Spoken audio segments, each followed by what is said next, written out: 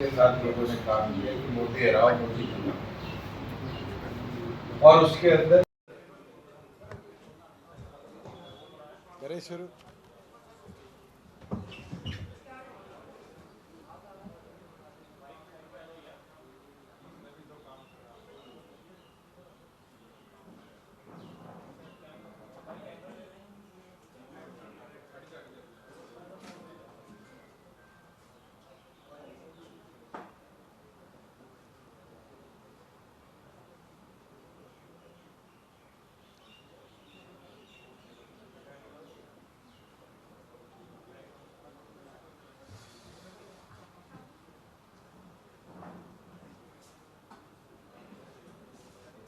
Okay settle.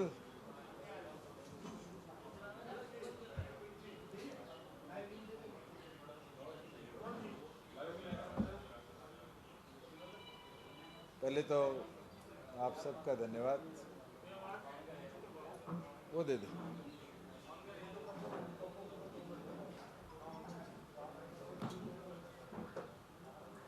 Lok Sabha चुनाव के परिणाम के बाद जननायक जनता पार्टी के जिला स्तरीय बैठकें आगामी 5 तारीख से प्रत्येक जिले में जाकर कार्यकर्ताओं से फीडबैक भी लेने का काम करेंगे और फीडबैक के साथ साथ विधानसभा की भी तैयारियों में जुटेंगे। प्राथमिक तौर से आज से अगले 7 दिन सभी जो पोस्ट होल्डर रहे, कैंडिडेट्स रहे, उनके साथ विचार विमर्श करके परिणाम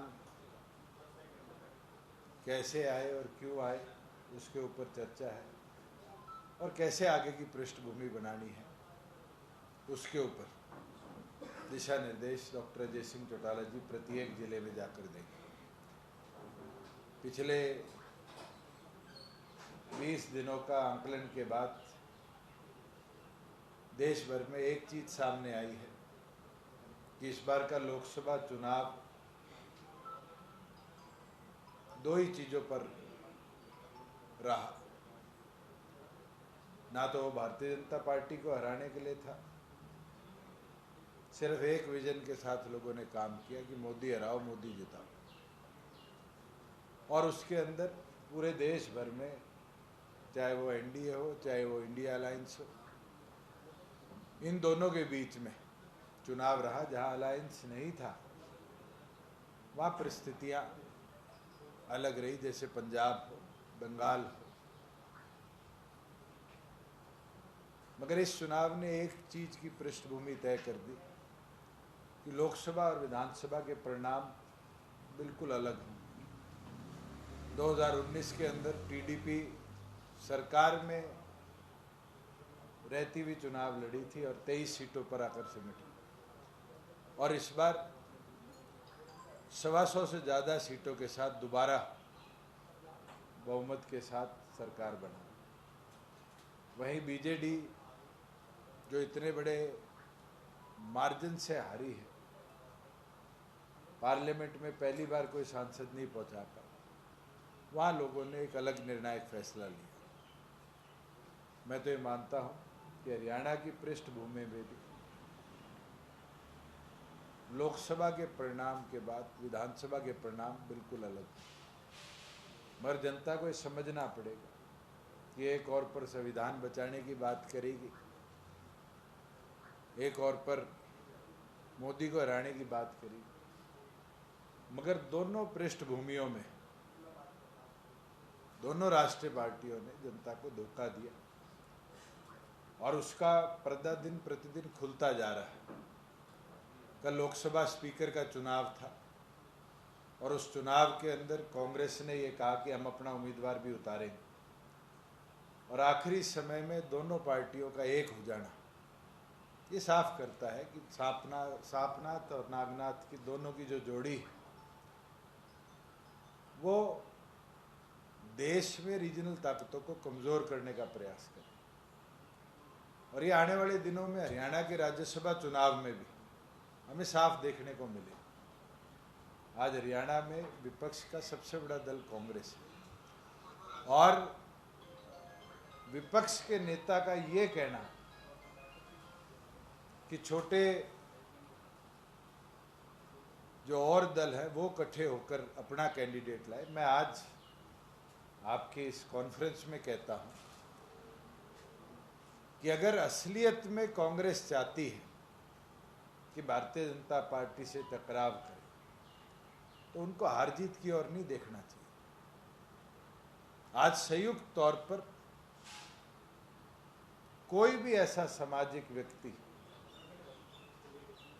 जो हम सबको, प्रदेश को अच्छा नेतृत्व दे पाए, अगर कांग्रेस लाती है तो हम उसका समर्थन करने का काम करें। अगर कोई खिलाड़ी रिनाउंड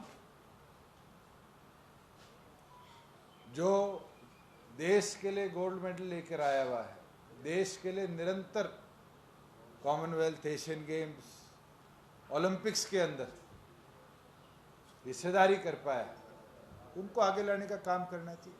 और मुझे नहीं लगता ऐसा कोई व्यक्ति आएगा, जो चाहे कांग्रेस हो, चाहे जननायक जनता पार्टी हो, चाहे वो लोकदल हो, चाहे निर्दलीय हो, हम सब मिलकर उसका समर्थन भी करेंगे। और ये पहला अवसर आएगा जब भारतीय जनता पार्टी को एक कड़ा मुकाबला भी दे देंगे। हार जीत तो सिक्के के दो पहलू हैं, मगर लीडर ऑफ ऑपोजिशन का ये कहना कि हमारे पास नंबर नहीं है, ये तो कांग्रेस की हार को पहले ही दिखाता है।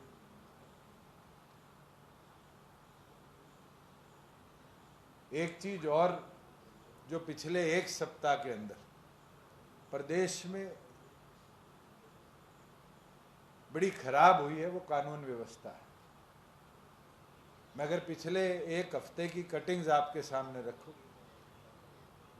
तो अलग अलग जिलों में इतनी घटना हुई है जो शायद पिछले 20 सालों में एक हफ्ते में भी कभी रिकॉर्ड ना हो।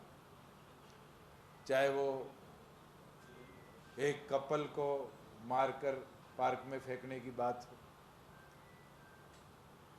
एक लड़की की हत्या हो, सरेआम लूट हो, और तो और हिसार के अंदर एक एजेंसी में दिन दहाड़े 40 गोलियां चलनी और अब तक पुलिस द्वारा कोई कार्रवाई ना होनी।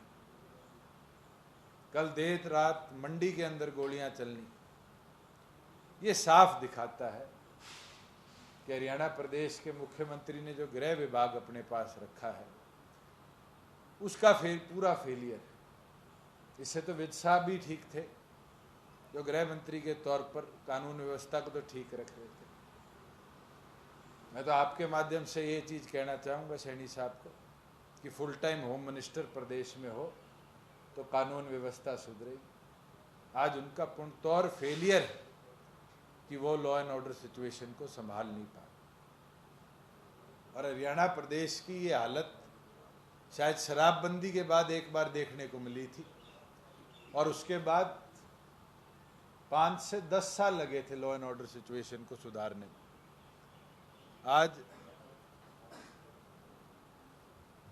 आज वही लॉ एंड ऑर्डर सिचुएशन दोबारा बदहाल होने का कारण आज की भारतीय जनता पार्टी की सरकार का पूर्णतौर फेलियर है। और इस सरकार की कहीं ना कहीं कमी है कि पूरी तौर पर आज जो गुंडा तत्व है, जो अपराधी सोच के लोग, उनको खुला घूमने का निरंतर अवसर देने का काम करें। तो अब तो ये मांग करते हैं कि फुल टाइम होम मिनिस्टर प्रदेश में हो कि एटलीस्ट लॉ एंड ऑर्डर को निरंतर मॉनिटर करे और इस व्यवस्था को सुधारने का काम करें।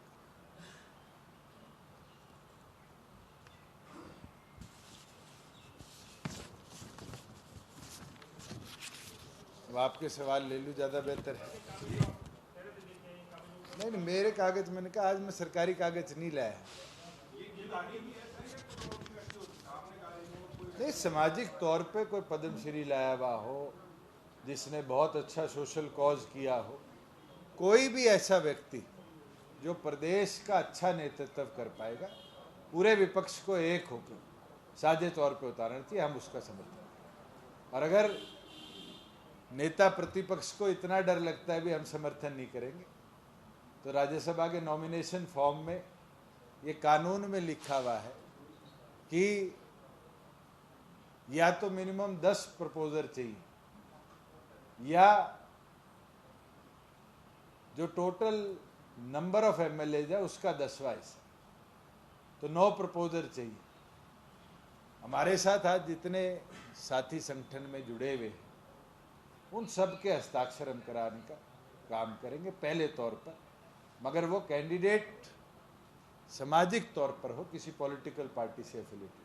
सर, हुड्डा साहब का तो ये भी कहना है कि हम किसी के पास नहीं जाएंगे, अगर हमारे पास 15 से 16 लोगों के नाम आते हैं तब हम आगे बढ़ेंगे। नेता प्रतिपक्ष की मैच फिक्सिंग ये आज की नहीं है। ये मैच फिक्सिंग तो जब उनने अपने बेटे को टिकट दिलाई थी उस दिन तय होगी थी कि करनाल की सीट पर वो बाई देंगे, रोहतक में ये बाई देंगे, और 1:1 में लोकसभा देकर राज्यसभा सीट की ट्रेडिंग करेंगे। अगर कांग्रेस और बीजेपी की मिली भगत ना होती तो जिस हिसाब से हरियाणा के सटे हुए राजस्थान की 8 सीटें लोगों ने मोदी को हराकर कांग्रेस को, सीपीआई को देने का काम किया, वेस्टर्न यूपी को पूरी तौर पर साफ करने का काम किया, पंजाब के अंदर खाता भी नहीं खुला, हरियाणा के अंदर इन दोनों की मैच फिक्सिंग ने इस स्कोर को 5-5 किया ना, तो आज ये पूरी तौर पर भारतीय जनता पार्टी का सुपड़ा साफ भी प्रदेश से करा सकते। दुष्यंत जी, अब लोकसभा चुनाव बीत चुके हैं, विधानसभा की बात कर रहे थे। विधानसभा में सारी पार्टियां तैयारी कर रही हैं अपनी अपनी, तो जेजेपी की क्या तैयारी रहेगी? आज से जो पदाधिकारी पिछले संगठन में थे, क्योंकि राष्ट्रीय अध्यक्ष द्वारा संगठन भंग कर दोबारा बनाने का आदेश दिया गया है, चुनाव की समीक्षा उन लोगों के साथ, कैंडिडेट्स के साथ बैठकर करी जाएगी, और 5 तारीख से जिलाधर डॉक्टर अजय सिंह चौटाला जी के साथ कार्यकर्ताओं के साथ बैठक कर विधानसभा की तैयारियों में मैदान में उतरा जाए। हमारे पास लगभग 100 दिन 110 दिन का आगे समय बाकी है, डिपेंडिंग कि सेकेंड वीक में होगा या 4th वीक में विधानसभा का चुनाव होगा। सभी कार्यकर्ता जब मैदान में वॉर फुटिंग पे आएंगे तो मजबूती के साथ संगठन को आगे ले जा पाएंगे। पिछली पृष्ठभूमि को आंकना जरूरी है, मगर नई तैयारी करनी जरूरी है, और बदलाव के अंदर मैं तो ये मानता हूं कि जनता जननायक जनता पार्टी का पूरा साथ।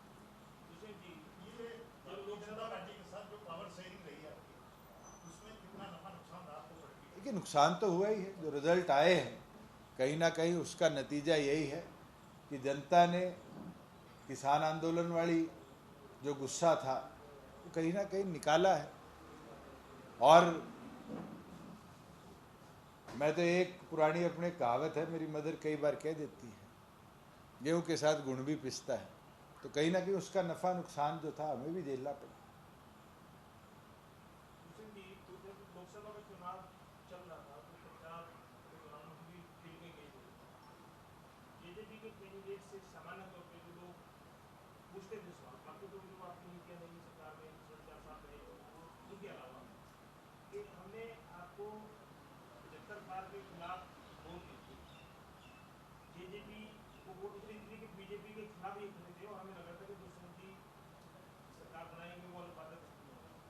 तो जेजेपी के साथ जाने, बीजेपी के साथ जानेंगे, जेजेपी के साथ, तो वो लोग दोबारा क्या बीजेपी के साथ चले जाएंगे? तो एक मैं तो एक चीज स्पष्ट कह सकता हूं कि आने वाले भविष्य में भारतीय जनता पार्टी के साथ जाने का कोई औचित्य नहीं बनता। जो परिस्थिति आज बनी है और जिस वजह से बनी है, तो जनता का गुस्सा जननायक जनता पार्टी के विरुद्ध में नहीं था। एंटी इनकम्बेंसी का सबसे बड़ा कारण भारतीय जनता पार्टी हमारे लिए रही है, और हमने वो नतीजा भुगता है, और आने वाले भविष्य के लिए मुझे नहीं लगता कि ऐसा कोई सवाल है।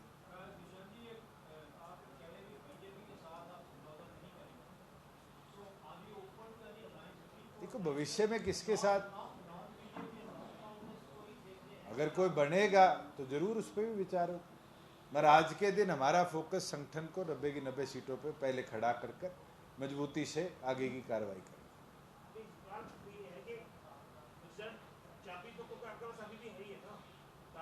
चाबी तो 29 तक रहेगी ना, चिंता करो।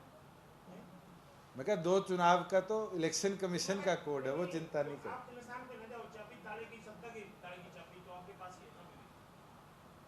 ये स्पष्ट आप कहना चाह रहे हैं कि कुछ भी हो जाए बीजेपी के साथ नहीं जाएंगे, ये क्लियर करना चाह रहे हैं? मैं तो बिल्कुल बोल रहा हूँ, चाहे वो कांग्रेस हो या दूसरे और हो, वो भूसा की गड़बड़, लेकिन बीजेपी के साथ नहीं जाएंगे। आज के दिन हमारा उद्देश्य जो है 90 सीटों पर लड़ने का है। बीजेपी के साथ जाने में जो नुकसान हुआ है वो हमने भुगता है। आफ्टर इलेक्शन भी स्पष्ट कह देता हूँ, आप यही मेरे मुंह से चाह रहे हैं कि हम बीजेपी के साथ नहीं जाएंगे। मैं तो साफ कह देता हूँ कि आगे भी नहीं जाएंगे। चाहे आपके साथ सरकार बनती हो तब भी तो फिर हम हमारी बनाएंगे, वो पीछे खड़े हो जाएंगे। फिर आप सीएम सेम कंडीशन हो, मैं बढ़ू कोई बने, संगठन का बनेगा। अगर जेजेपी का सीएम होगा तो बीजेपी के साथ जा सकते हैं, अन्यथा नहीं, मैं इस चीज पे ना हाँ भरता। आज के दिन हमें जो नुकसान हुआ है वो भारतीय जनता पार्टी के साथ अलायंस करने से हुआ है, और उस नुकसान को हमने इस लोकसभा चुनाव में भुगता है। हुड्डा साहब पे आप कह रहे हैं सर मैच फिक्सिंग चल रही है, तो हुड्डा साहब विधानसभा में भी कहते थे, वैसे भी कहते हैं कि जिनको जमुना पार कर रहे थे, खट्टर साहब को भाजपा को जमुना पार कर रहे थे, बाद में वो यार बन गए। वही कंफ्यूजन जनता में है, जगह जगह लोग यही सवाल कर रहे हैं कि जजपा पे क्या भरोसा करें कि बाद में वो भाजपा के साथ नहीं जाएंगे। मैं आपको जनता को कई वाक्य हरियाणा के साझे कर सकता। पिछले 2016 का चुनाव था या 18 का चुनाव था या शायद 20 का चुनाव था, जब रामचंद्र जांगड़ा जी राज्यसभा के एमपी बने। उस समय 1:1 में एक सीट दीपेंद्र हुड्डा जीते, एक सीट रामचंद्र जांगड़ा जीते। भारतीय जनता पार्टी ने दूसरा उम्मीदवार नहीं उतारा। ये तो हमने हिम्मत मारी कि हमने निर्दलीय तौर पर कार्तिकेय शर्मा का सहयोग किया और नंबर गठित करे, और हमने 2 के 2 सांसद सीटें उस समय जितवाने का काम किया। इस बार ये चीज तो साफ है कि विपक्ष के नेता के अंदर वो दम नहीं है कि वो उम्मीदवार की भी लड़ाई लड़ सके। ये कमजोरी किसकी है? मैच फिक्सिंग किसकी है? आज हमारे पास 30 लोग या 28 लोग होते तो हम पहले तौर पर, हार जीत तो राजनीति में होती रहती, मगर उम्मीदवार उतार के लड़ाई लड़ना क्या ये विपक्ष का काम नहीं है? आज कांग्रेस के नेता ये कह देते हैं कि हमारे पास नंबर नहीं है। ये कमजोरी किसकी है? मैच फिक्सिंग किसकी है? आज जनता ये देख रही है, समझ रही है कि किस प्रकार से कांग्रेस पहले ही मैदान छोड़ चुकी कि भारतीय जनता पार्टी यूनानिमसली इस सीट को जीती। आपने कानून व्यवस्था को लेकर कहा कि 20 साल ज्यादा चले, वजह क्या मान रहे हैं आप? देखो, आज के दिन मुख्यमंत्री पे 100 काम होते हैं, और उसके अंदर जो सबसे इंपॉर्टेंट चीज प्रदेश के लिए है वो लॉ एंड ऑर्डर। जिस तरह का लॉ एंड ऑर्डर फेलियर प्रदेश में दिखा है पिछले 10 दिनों में, ये साफ दिखता है कि मुख्यमंत्री का लॉ एंड ऑर्डर को दुरुस्त करने पर ध्यान नहीं है। स्टेज पे खड़े होकर ये कहना गुंडे प्रदेश छोड़ जाएंगे, और उसके बाद भी इस तरीके से वो तत्व प्रदेश को कमजोर कर रहे हैं, प्रदेश की व्यवस्था को बिगाड़ रहे हैं। ये साफ दिखता है कि हाथी के दांत दिखाने के कुछ और है, चबाने के कुछ और। ये दिखता है कि मुख्यमंत्री का लॉ एंड ऑर्डर की तरफ ध्यान नहीं है, कहीं ना कहीं सिर्फ मंच से बोलने पर उनका ज्यादा ध्यान।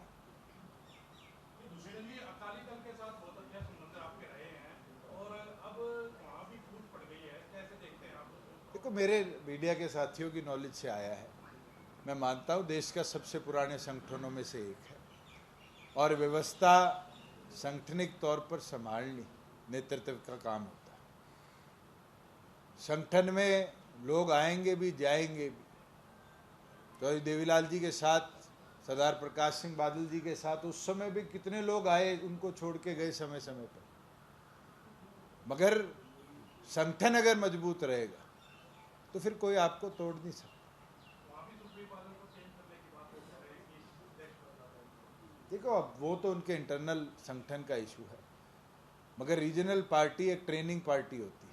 बहुत से लोग ट्रेनिंग लेकर और फिर दूसरे राष्ट्रीय दलों की तरफ जाकर अपनी शुरुआत करते हैं।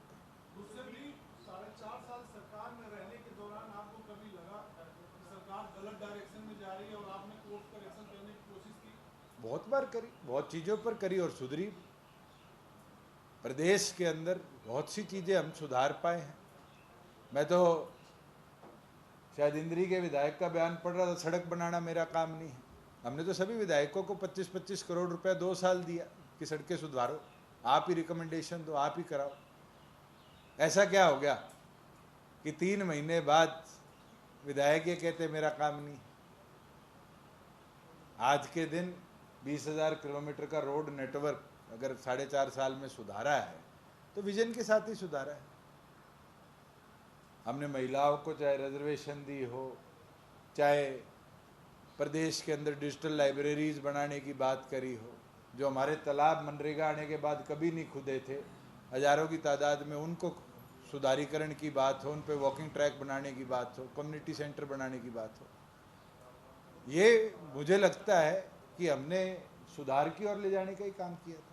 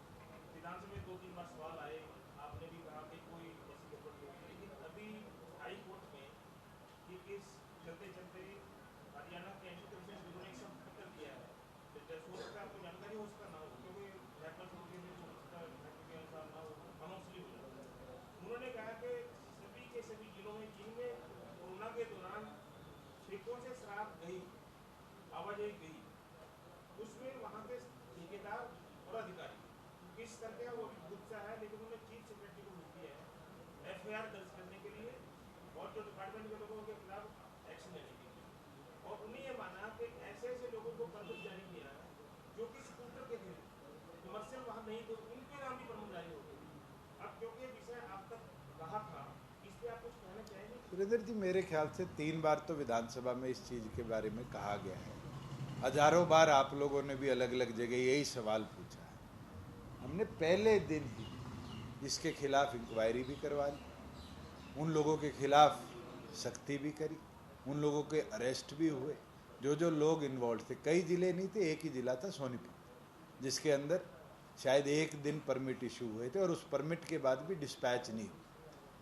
उसके बाद अगर किसी वेंड के अंदर से इलीगली कोई चीज़ सप्लाई हुई, मूव हुई, उसके खिलाफ सख्ती उस समय भी करेगी। अगर कोई फ्रेश इन्वेस्टिगेशन होगी तो मुझे नहीं लगता कि इसका कोई मैटर हमने कभी मना किया कि कार्रवाई ना करो।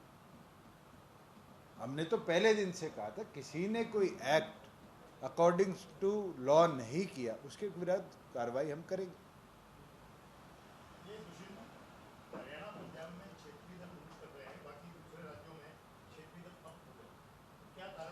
ये तो समय है। आप बीजेडी 25 साल राज्य में रही, क्षेत्रीय दल थी, और वही नवीन पटनायक जो 25 साल मुख्यमंत्री रहे, वो अपनी खुद की जो परमानेंट सीट थी वो हार के दूसरी से जीत गए। आज क्षेत्रीय दलों की बात करूं मैं तो आप परफॉर्मेंस शिवसेना ठाकरे का देख लीजिए, शरद पवार जी का देख लीजिए, AIDMK का देख लीजिए। आज रीजनल तौर पर नेशनल कॉन्फ्रेंस जम्मू कश्मीर में 2 सीटें जीत गई और खुद ओमर अब्दुल्ला हार गए। ये तो जनमत है, और जनमत हमें एज पॉलिटिकल पार्टी हमेशा स्वीकार भी करना चाहिए, और जनता ही है जो जिताती भी हराती भी।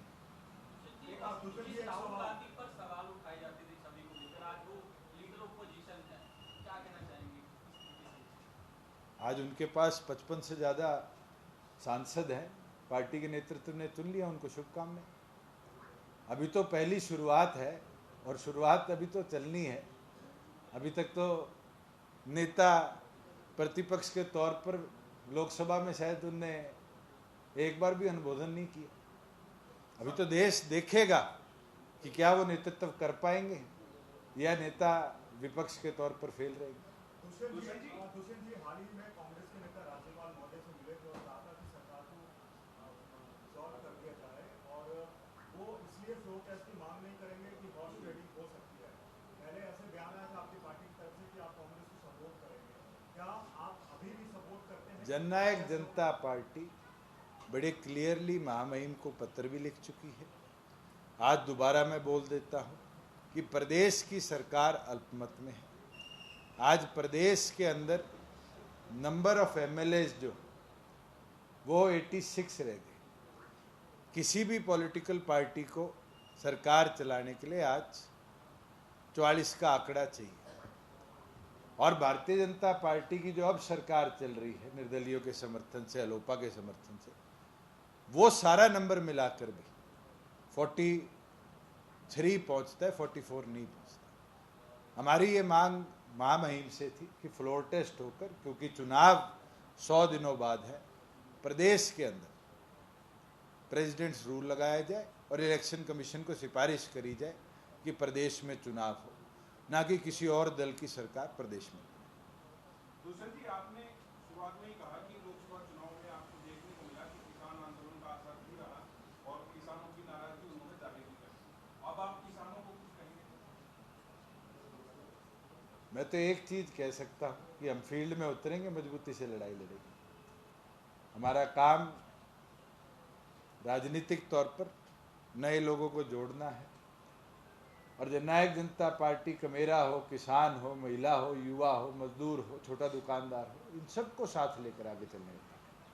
जो अल्पमत की सरकार का जो विषय उठाया गया, पूर्व मुख्यमंत्री ने ये दावा किया कि जेजेपी के 2 एमएलए को ओपनली और कुछ तो अभी इनका नाम नहीं लिया, लेकिन जोगीराम सियाब और रामनाथ सुरजेवाला ये बीजेपी के साथ है। हम अल्पमत में नहीं, ऐसा उन्होंने दावा किया। आज माननीय अध्यक्ष महोदय से समय लेकर उनसे मिलने का काम करेंगे, क्योंकि पार्टी की तरफ से लिखित तौर पर video, audio and pictorial evidence 2 विधायकों के विरुद्ध अध्यक्ष महोदय को दिया गया है कि इनके विरुद्ध एंटी पार्टी एक्टिविटी और जो अनुच्छेद 10 के माध्यम से कार्रवाई होनी चाहिए, उस कार्रवाई को आगे लेकर चले। मैं हैरान हूं कि आज तक माननीय अध्यक्ष महोदय ने उसके अंदर ना तो उन 2 विधायकों को, ना पार्टी की कंप्लेंट को मॉनिटर करने का काम किया। हम दोबारा मिलकर उनसे मांग करेंगे कि उन 2 के विरुद्ध कार्रवाई। तो वो तो एक प्रकार से जेजेपी से तो बाहर ही होंगे ना, आपके अनुसार? तो कहीं डिफेक्शन में बोली थी आपने कि एंटी पार्टी एक्टिविटी कर रहे हैं। ये एंटी डिफेक्शन लॉ के सेक्शन 10 के तहत ये कार्रवाई करना अध्यक्ष महोदय का काम है। अगर अध्यक्ष महोदय नहीं करेंगे फिर हम माननीय हाईकोर्ट अप्रोच कर उसकी डायरेक्शन दिलाने का काम करें, क्योंकि ये कार्रवाई करना जिम्मेवारी बनती है विधानसभा के अध्यक्ष की। हम उनसे मांग करते हैं कि जल्द से जल्द वो कार्रवाई। हम उनसे आज मिलने का समय मांगेंगे, अगर वो आज यहाँ अवेलेबल है तो उनसे मिलकर ये मांग करेंगे कि जल्द इस पे सुनवाई।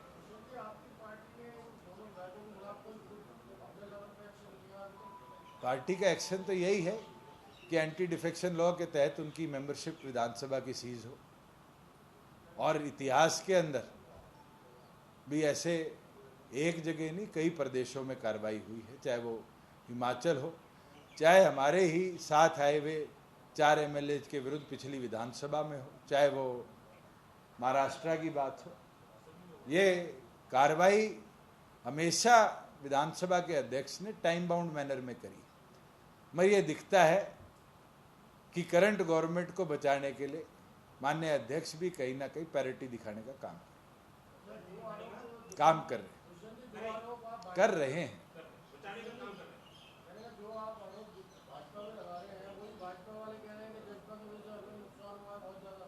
चलो हुआ है, मैं तो मानता हूं, और अगर हुआ है तो कहीं ना कहीं जनता भी इससे खुश हुई होगी।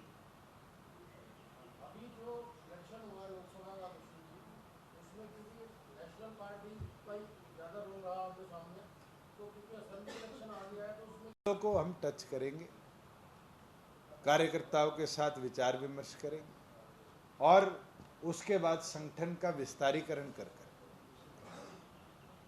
आगे जो हमारे भविष्य में कैंडिडेट्स होंगे फिर एक एक हल्के को टच कर एक एक गांव को, एक एक घर को टच करने का अभियान बनाएं। हमारा ये टारगेट है कि 15 जुलाई तक सभी 22 जिलों को हम टच करने का काम करें, सभी कार्यकर्ताओं से बैठक करें, विचार विमर्श कर जुलाई के अंदर ही जन जागरण अभियान को आगे लेकर जाएं।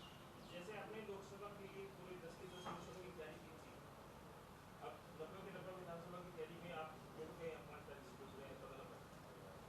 राजनीति में क्या होगा संभावना है तो पता नहीं, लेकिन जैसे इंडिया गठबंधन से हरियाणा में कांग्रेस से आम आदमी पार्टी अलग हो रही है, कांग्रेस ने कहा कि हमें गठबंधन, क्या आने वाले विधानसभा चुनाव में बीजेपी के साथ आपने मदद कर दिया है, क्या आम आदमी पार्टी किसी और के साथ कुछ संभावना, किसके साथ क्या होगा भविष्य में? सबसे पहले तो कार्यकर्ताओं के साथ विचार करना हमारी प्राथमिक जिम्मेवारी है। 15 जुलाई तक उन सब के साथ विचार करेंगे, उसके बाद ही कोई ऐसी गतिविधि के ऊपर चर्चा भी शुरू। आज के दिन हमारा एक लक्ष्य है कि जल्द प्रदेश के सभी 22 जिलों के कार्यकर्ताओं के साथ बैठक करी जाए। डॉक्टर अजय सिंह चौटाला जी के नेतृत्व में प्रदेश के प्रत्येक जिले को और सभी कार्यकर्ताओं से हम मिलकर संगठन को दोबारा बनाने का और संगठन की कार्रवाई। जो लोकसभा चुनाव के दौरान थोड़ा किसान आंदोलन के नाम पे कुछ लोगों ने आपका रास्ता रोका, पीवीजे का रास्ता रोका, तो क्या उस वक्त, क्योंकि आप सरकार के साथ थे, सरकार के साथ रहने का ये भी होता है कि सरकार की नीतियों का समर्थन करना होता है, तो क्या आज आप ये मानते हैं कि किसान तीन काले कानून जिनको बोलते हैं किसान, उस वक्त आपको किसानों के साथ जाना चाहिए था, ये कुछ कमी रहेगी थी, या कुछ कोई स्पष्टीकरण आप देना चाहते हैं उसमें? सुरेंद्र जी, ये तो वो खाई है जिसकी गहराई आप नहीं नाप सकते। किसानों के साथ तो इंडियन नेशनल लोकदल के विधायक ने भी इस्तीफा देकर जाने का काम किया। आज कुरुक्षेत्र में कितने वोट आए? आज विरोध करने वाले भी हमारे ही हैं, हरियाणा प्रदेश के वोटर हैं। अगर कोई रोष किसी चीज का है तो अपने पे निकाला जाता है, पराये पे नहीं। कोई केरला से, जम्मू कश्मीर से आके तो विरोध नहीं कर, अपनेपन में किया है। अपनेपन में तो 1991 में चौधरी देवीलाल जी का भी हुआ था। मैं एक चीज कहता हूं कि किसी के मन में कोई गिले शिकवे थे, लोगों ने विरोध में दूर कर ली। वही विरोध करें, वही गले लगाएंगे। कोई नए वोटर तो आएंगे नहीं, 2 करोड़ वोटर हैं, यही रहने हैं। किसी ने गुस्से निकालने का एक तरीका ढूंढा। ऐसे तो मेरी माताजी की गाड़ी के ऊपर भी पत्थर फेंका गया और फिर सामाजिक तौर पर वही सब इकट्ठे होकर आए और उनने माफी भी मांगी और उनने माफ भी किया।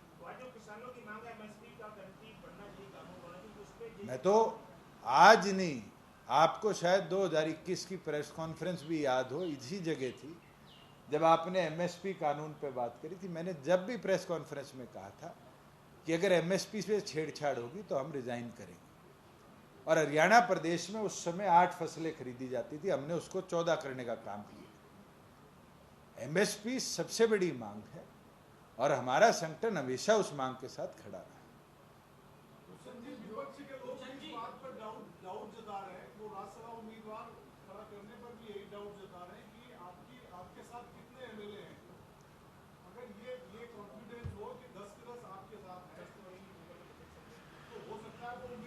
अभी तो आपके साथी ने पूछा था कि 2 के विरुद्ध आप कार्रवाई कर रहे हैं। 2 को हमने नोटिस भेजा हुआ है। मैं एक चीज कहता हूं, आप अपना कैंडिडेचर ले आइए भूपेंद्र हुड्डा से, दुष्यंत चौटाला सबसे पहले साइन करें।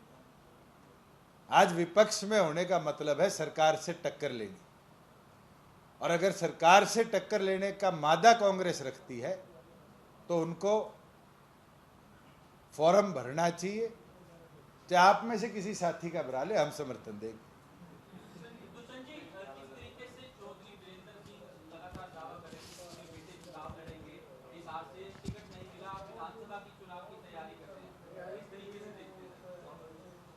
कोई बात नहीं, मैं तो नहीं छोड़ के भाग रहा। उनको मिले ना मिले मैं वहीं खड़ा मिलूंगा।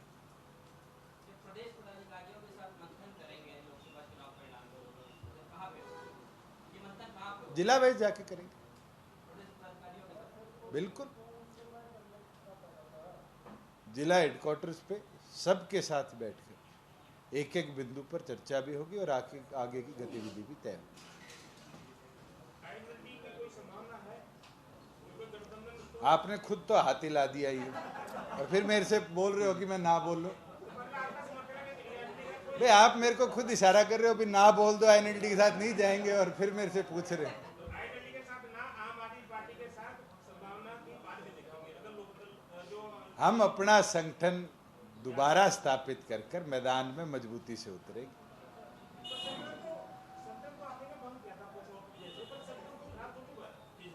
दोबारा तो बनाना पड़ेगा, दोबारा तो बनाना पड़ेगा। उसमें फील्ड लेवल पर जिसने लोकसभा में असलियत में काम किया, जिसने पूरी इस विपरीत हवाओं में भी अगर बाज की तरह उड़ान भरी है, वो चींटी जो 100 बार गिर कर भी चढ़ जाती है, वैसे काम किया, उन साथियों को जिम्मेवारी देंगे।